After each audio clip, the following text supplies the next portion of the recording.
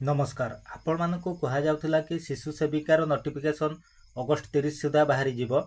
खूब शीघ्र आपण मैंने देखापी पाइबे बोली कहला किंतु शिशु सेविका नियुक्ति को नहीं हाइकोर्ट होती जहाँफल आपंकर नोटिफिकेशन बाहर लेट हो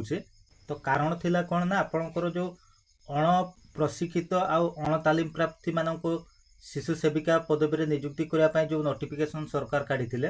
ताकू नहीं कि प्राक प्राथमिक शिक्षक संघ जो रही से माने केस करिसेंती बा हाईकोर्ट करिसेंती जहाँफल आपंकर शिशु सेविका नियुक्ति नोटिफिकेशन बाहर लेट होचे तो से संपर्क में आपण मानक डिटेल रे कहबी ता पूर्व जदि चैनल नुआ अच्छा सब्सक्राइब करना चैनल को सब्सक्राइब करके नोटिफिकेशन बेल को ऑल रे सेट करके रखंतु आज वीडियो को गोटे लाइक करंतु आ निजर संपर्क आ सांगसाथी मानक जणाइबा पई आज वीडियो को शेयर करंतु देखंतु ये होचे आपनकर 9 तारिख रो पेपर कटिंग मु आपण मानक पढ़ी की सुनाई दउछि देखंतु हेडलाइन कोन दैछि शिशु बटिकार शिशु सेविका नियुक्ति विज्ञप्ति को चैलेंज आपरे लिखला देखंतु राज्यर सरकारी प्राथमिक विद्यालय गुडिकर शिशु बटिका श्रेणी खोला जाई एथिरे अण प्रशिक्षित अण तालीम प्राप्त प्रार्थी को शिशु सेविका भावे नियुक्ति प्रदान करा जाउथिबा अभियोग करी दायर मामला को हाईकोर्ट गुरुत्वर सहित ग्रहण करिसेंती जो प्राक प्राथमिक शिक्षक संघ रही से माने हाईकोर्ट करिसेंती आ एही मामला को हाईकोर्ट पूरा गुरुत्वर सहित नहीं शिशु बटिका खोला जिबा और शिशु सेविका नियुक्ति संपर्कित विद्यालय और गणशिक्षा विभाग 2025 जून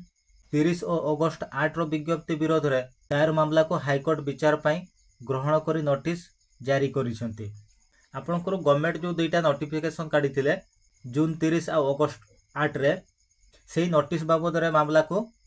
हाईकोर्ट विचार ग्रहण करिसेंती मामलार केंद्र और राज्य सरकार को 2 सप्ताह भीतर जवाब दाखल करने को हाईकोर्ट निर्देश देइछंती केंद्र सरकार और राज्य सरकार को हाईकोर्ट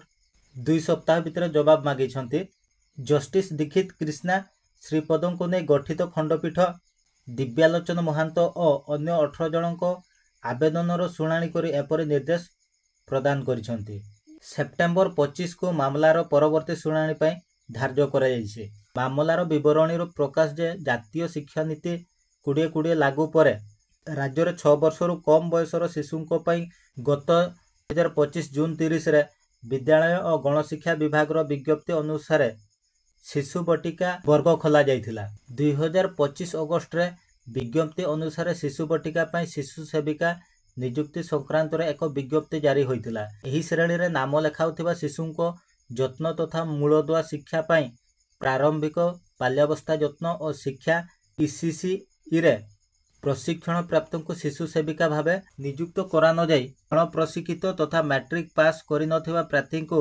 नियुक्ति दिया जाउथिबा अभियोग होई जातीय शिक्षा नीतिर उल्लंघन करी शिशु सेविका को नियुक्त प्रदान करा जाउछि एथि सहित शिशु सेविका विज्ञप्ति क्षेत्र में निर्दिष्ट संरक्षित वर्गों को प्राथमिकता दिया जाउथिबा बेले अन्य वर्गों को अणदेखा करा जाउछि एटी गोटे पॉइंट देखंतु जो आपणकर शिशु सेविका नियुक्ति पई नोटिफिकेशन बाहरला सेथिरे केवल प्रथम एसटी महिला माननको नियुक्ति दिया जिवो बोले प्रकाश थिला से ताकू ने भी विरोध करिसंती तेणु विद्यालय और गणशिक्षा विभाग एपरी विज्ञप्ति को रद्द करा जाउ सहित शिशु बटिका पई प्रशिक्षण प्राप्त ईसीसी डिग्रीधारी को नियुक्ति दिया जाउ बोले आवेदन उल्लेख करा जाइछे आवेदनकारी पक्षर आईनजीवी अक्षय कुमार पांडे मामला परिचालना करुछंती शिशु सेविकार फॉर्म आपण माने केमती पाइबे से वीडियो नोटिफिकेशन पाइबा पई आज वीडियो को गोटे लाइक करी चैनल को सब्सक्राइब करबा सह नोटिफिकेशन बेल को ऑल रे सेट करिकि रखंतु जहाँफल आपण माने से वीडियो नोटिफिकेशन सर्वप्रथम पाइबे पुणी देखा हबो एमती आउरी एक इन्फॉर्मेटिव वीडियो रे धन्यवाद।